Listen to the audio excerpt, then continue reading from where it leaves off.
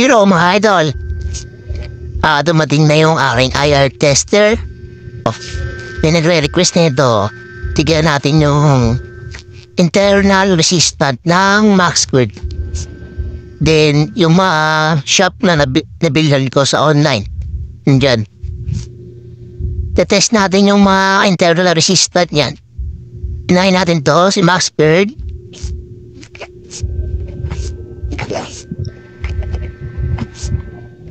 Ito ang internal resistant ng Maxquid.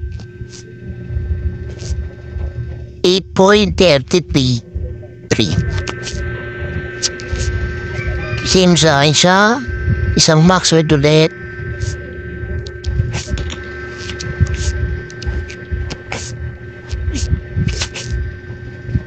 Yan, may 8.11 milliohms. And then yung tips i-try din natin. Check natin internal resistance.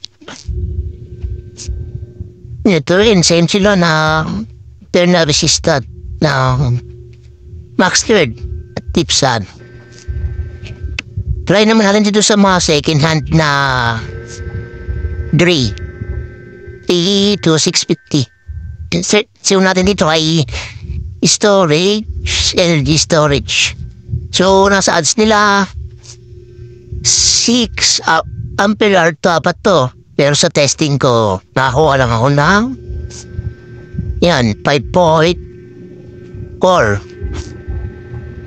Check natin yung kanyang internal resistance.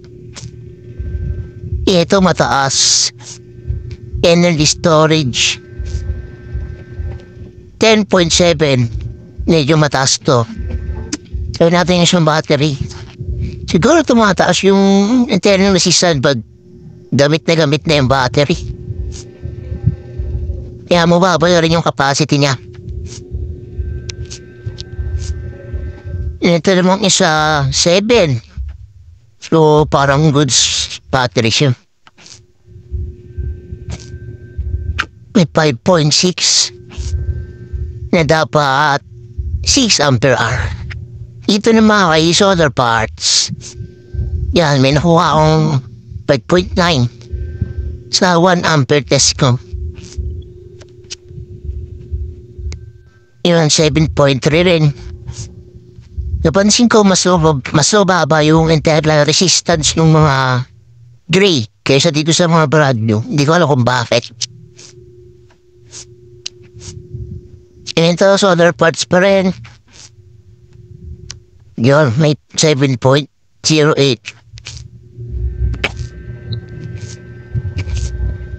Ito naman kay energy parts. Ito, 6 ampere din yung nasa description nila pero 5.4 lang nakuha ko. Hindi ko alam kung minepeke nila yung capacity. Taas ng internal resistance 9.9.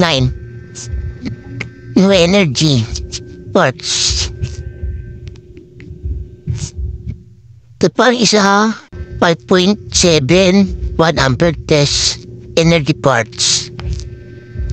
Taas din 9.48. Masyado siya mataas. Yan ito Tinkertronic. Ito lang yung shop na nabili ako ng ganito.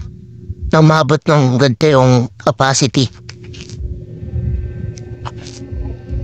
Pero nakabili ako ng ibang battery kasi iba-iba yung batch ng bili ko. Yung pangalawang batch hindi na maabot ng 6 ampere. 5.8 na lang. Tsaka 5.9. Neto. Tinkertronic.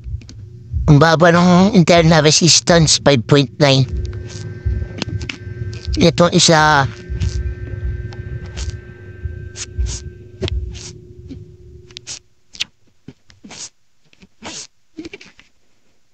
yun, 6 point. Mas mababa yung internal resistance ng mga second hand na to kaysa dito sa brand new. Pero mataas yung capacity kasi na-capacity test ko yan. Maabot ng 6.9. So, yun lang, idol. Salamat.